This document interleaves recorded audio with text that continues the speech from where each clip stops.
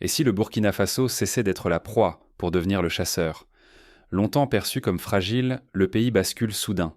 Un discours du président Ibrahim Traoré face aux médias bouleverse tout. Il ne parle pas seulement, il annonce l'arrivée massive d'armes modernes. Les alliés et les rivaux sont pris de court.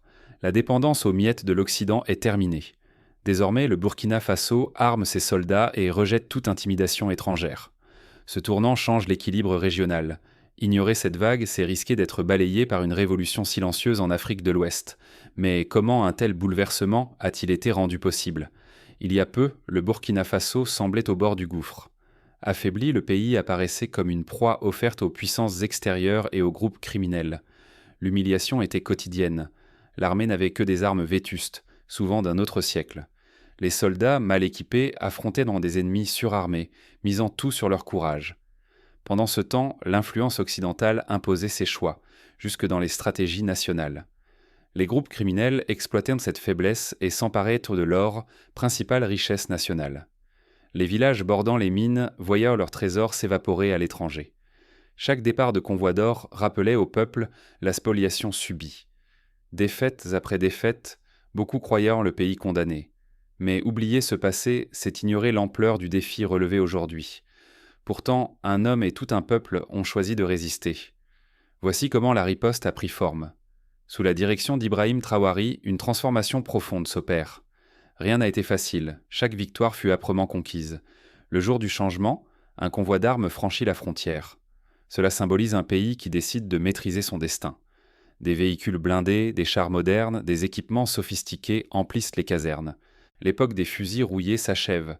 Chaque cargaison incarne la fierté d'un peuple prêt à défendre sa terre. La mutation dépasse les stocks d'armes. L'armée n'est plus une parade, mais le rempart des routes, barrages, fermes et mines d'or. Les soldats redressent la tête, la peur recule, la confiance naît. Un slogan circule, nous commandons, ils livrent, les Burkinabés exigent, et les réponses arrivent, sans humiliation. Le moral renaît. Les militaires retrouvent du sens. Jamais l'union entre l'armée et la population n'a été aussi palpable. Cette métamorphose est capitale. La stabilité régionale se joue ici, dans cette nouvelle attitude. Mais l'espoir a un prix. Avant de changer les armes, il a fallu changer les hommes. Ce renouveau n'était qu'un début. D'autres épreuves attendent tous ceux qui défient l'ordre établi. Tout le pays s'est mis en marche. Un souffle de confiance anime le Burkina Faso. Dans chaque village, les mères reprennent les champs, la tête haute. L'espoir prend racine. L'armée ne protège plus seulement, elle garantit le retour à la vie. Hôpitaux, routes, terres cultivées. La sécurité s'étend partout, permettant à chacun de travailler sans crainte.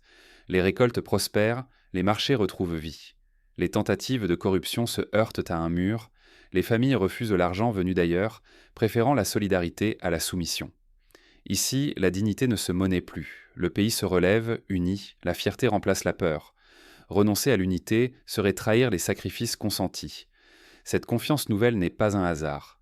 Elle vient d'une mobilisation sociale inédite.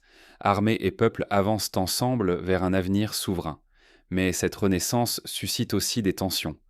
Certains voisins observent avec inquiétude l'affirmation du Burkina Faso. Derrière les chars, une société nouvelle prend forme. Il ne s'agit plus seulement de forces militaires, mais de la volonté d'un peuple qui refuse l'humiliation d'hier. Une armée unie et mieux équipée garantit la sécurité et le développement. Les Burkinabés le vivent chaque jour.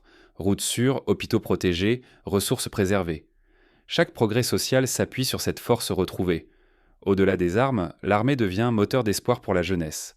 Emploi, éducation, intégration des exclus. Que l'on vienne de Ouagadougou ou des zones rurales, chacun y trouve une place. Ce modèle inspire déjà d'autres pays africains. Jadis soumis à des intérêts étrangers, il voit qu'il est possible de reconquérir dignité et souveraineté. Refuser ce chemin, c'est rester prisonnier du passé.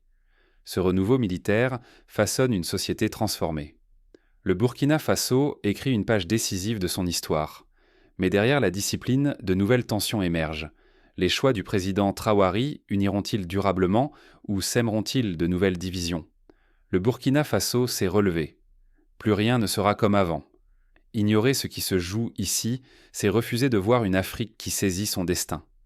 Sous la présidence d'Ibrahim Traoré, le pays a brisé ses chaînes et affirme sa volonté de défendre chaque parcelle de sa terre. Ce n'est pas qu'une affaire de sécurité, c'est une renaissance. Chaque Burkinabé sent couler dans ses veines une fierté retrouvée. L'armée incarne désormais la détermination à ne plus céder aux pressions extérieures.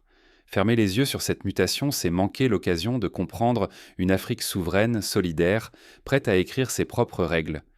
Ce qui naît ici, ce n'est pas qu'un arsenal, mais un pacte entre militaires et citoyens. L'histoire commence à peine. Tous les regards se tournent vers Ouagadougou.